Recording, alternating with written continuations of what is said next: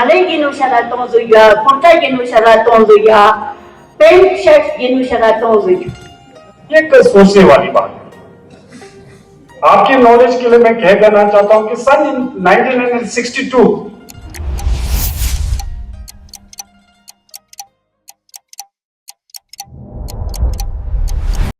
तवांग में आज स्वधर्म सम्मेलन हुआ जिसमें कई सारे लोगों ने भाग लिया और स्वधर्म सम्मेलन का मुख्य उद्देश्य है लोगों में जागरूकता फैलाना, अपने धर्म के प्रति लोगों का, अपने जात के प्रति, अपने सोसाइटी के प्रति, अपने खान पान के प्रति, अपने रहन सहन के प्रति लोगों में जागरूकता जगाना कि हमारा जो है मोम्पा कम्युनिटी में खान पान अलग है, उसको हमेशा के लिए बचाए रखना है और धर्म बौद्ध धर्म में के अनुयायी हैं तो बौद्ध धर्म को का भी संरक्षण करना है।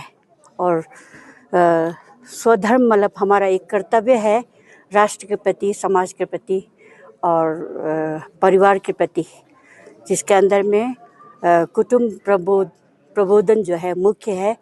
अगर कुटुंब प्रबोधन अच्छा से होगा तो पर्यावरण की रक्षा हो सकेगी, समाज में सद्भावना फैल सकेगी और आत्मनिर्भर बनने की ओर बढ़ सकेगी और देश के प्रति, अपने परिवार के प्रति जो भी कर्तव्य है उसे अच्छी तरह से निभा पाएगी। तो यही सम्मेलन का एक मुख्य उद्देश्य था जिसके कारण आज तवांग में इस सम्मेलन को बिठाया गया है। उसके बाद मैं ये पूछना चाहूँगा कि आज के इस सम्मेलन में कितने लोग जुड़े और खासकर कि इस सम्मेलन का जो थीम है उसे 100 बोध दिया गया है, तो उसका भी क्या कारण है, इसके बारे में आप समझिए। 100 बोध का मतलब है खुद को मालूम होना है कि मेरा क्या ड्यूटी है परिवार के प्रति, समाज के प्रति, राष्ट्र के प्रति, हमारा धर्म क्या है, हमारा अपना सोच क्या है।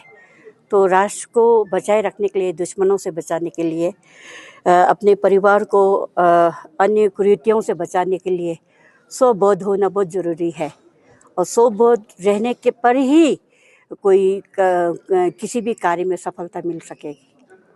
अच्छा, उसके बाद मैं आपसे पूछना चाहूँगा कि आज जो हमारे बहुत सारे रिलीजन के बारे में भी बात हुआ कि दूसरे रिलीजन से इन्फ्लुएंस होकर जो हमारा धर्म है उसमें बहुत वो पड़ता है, तो उसके बारे में आप क्या कहना चाहेंगे? आज का यह जो धर्म सम्मेलन में खासकर अपना जो बौद्ध धर्म को लेकर किस प्रकार से हम अपने खान पान, रहन सहन और एक मनपा समाज होने के नाते हम किस प्रकार से अपना धर्म को अनुसरण करते हैं, एक सच्चा अनुयायी के तौर पर हम सब ने चिंतन किया, उसमें संवाद किया। और जहाँ तक धर्मांतरण को लेकर है, आज पूरे अरुणाचल प्रदेश में धर्मांतरण को लेकर भी बहुत ही चिंताजनक है और खासकर अपना ये जो मनपा समाज में नो डाउट कि हम लोग 100% यहाँ बुद्धिस्ट है, पर भी हम सबको सतर्क रहना है और अपने समाज के प्रति जागरूक रहना है। तो इन सभी विषयों के ऊपर में यहाँ चिंतन किया गया है आज। अच्छा, उसके बाद मैं फिर आपके ऊपर आना चाहूँगा, जैसे कि आज का युवा है तो हमारे जो बच्चे हैं उनको प्राइवेट स्कूल भेज दिया जाता है और जिसके कारण वहाँ पे प्राइवेट स्कूल में इंग्लिश पढ़ाकर बहुत सारे अभी इतने सारे बच्चे हैं जो मनपा भूल चुके हैं, तो अभी वो हिंदी का प्रयोग करते हैं या इंग्लिश का प्रयोग करते हैं, तो बहुत सारे बच्चे ऐसे भूल गए हैं। तो आप युवाओं को या हमारे जो सिस्टम है, जो हमारे सिस्टम में चलाते हैं, जो स्कूल चलाते हैं, उनको आप क्या मैसेज देना चाहेंगे? जो अपना मैडम ने भी हम सबको बताया कि जो अमृत परिवार की जो कल्पना है उसमें 6 बा यानी कि भवन, भाषा, भोजन, भजन और आपका भ्रमण, तो इन सभी विषयों के ऊपर लेकर भी जोर हम सब दे रहा है कि यह अपना एक इंडिजिनियस हो। और जहाँ तक ये भाषा का जो सवाल है, हम सबका यह एक प्रयत्न रहा है कि हर अपने घर में अगर हम मनपा है तो मनपा में ही बात करें। और स्कूल्स में अगर आप देखेंगे तो काफ़ी प्राइवेट स्कूल्स में आज बौद्ध धर्म को लेकर भी एक बुद्धिस्ट बहुत ही सब्जेक्ट कर एक हम लोग का हर स्कूल्स में है।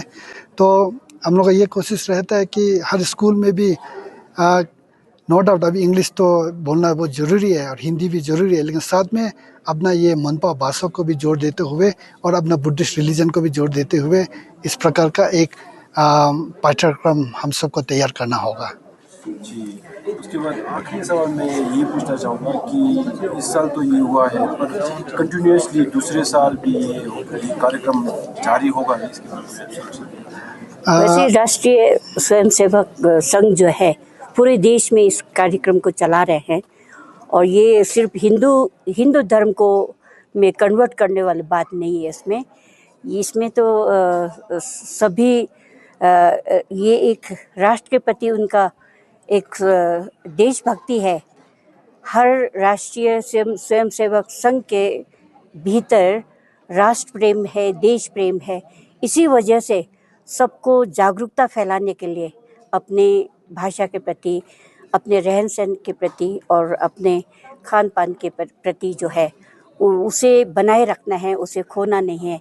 वेशभूषा हुआ या खान पान हुआ या पूजा करने का तरीका हुआ, तो परिवार में सम्मिलित रूप से हफ्ता में एक बार, आज मोबाइल का युग है तो सब जो है हट रहे हैं, आपस में जुड़ना कम हो रहा है।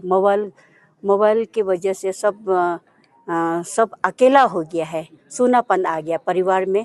तो वो सूनापन ना आने के लिए परिवार में कोशिश करना चाहिए कि सप्ताह में एक बार बैठे, अपने रिश्तेदारों के बारे में बताएं, अपने सगे संबंधियों के बारे में बताएं, अपने विलेज में क्या तकलीफ़ है, विलेज में हमारा क्या योगदान दे सकता है, उसके बारे में चर्चा करें।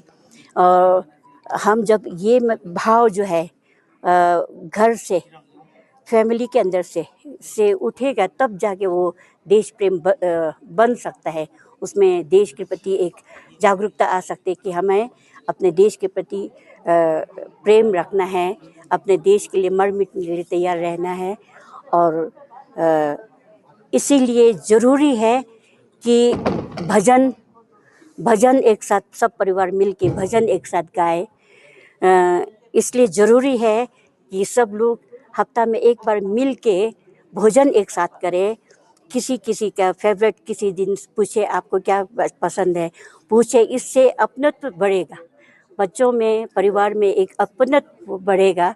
तो परिवार में अपनत्व होने पर ही परिवार आगे बढ़ेगा, स्वावलंबन बनेगा और तभी हम पर्यावरण की रक्षा के बारे में सोच सकते हैं, देश में समाज में सद्भावना की बात को सोच सकते हैं। तो वो बातें जो है सद्भावना हुआ या पर्यावरण के रक्षण हुआ या सेल्फ सफिशिएंट जो करने का तरीका हुआ है, वो एक डिसिप्लिन अनुशासित में रह के ही।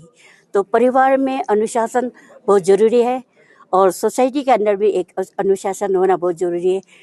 इसी की वजह से ही हम लोग कोई भी उन्नति आगे बढ़ सकता है, समाज आगे बढ़ सकता है, परिवार आगे बढ़ सकता है और देश आगे बढ़ सकता है। तो हमें हमारे योगदान दिखाई नहीं देगी, लेकिन परिवार का जो योगदान है देश के लिए, तो परिवार से वो भाव आना ज़रूरी है। इसके बाद गांव में अपना आस पड़ोस के लोगों से अपनत्व की बात, उन लोगों से मिलना जुलना, कभी रिश्तेदारों से मिलना जुलना, कभी अपने आस पड़ोस के लोगों से मिलना जुलना, ये चीज़ें जब रहेंगी तब लोगों में एक अपनत्व की भाव जगेगा और अपनत्व भाव जगना देश के लिए बहुत ज़रूरी है। देश के लिए मर मिटने के लिए जब तक अपनत्व का भाव नहीं आएगा तब तक उसकी कल्पना नहीं की जा सकती है।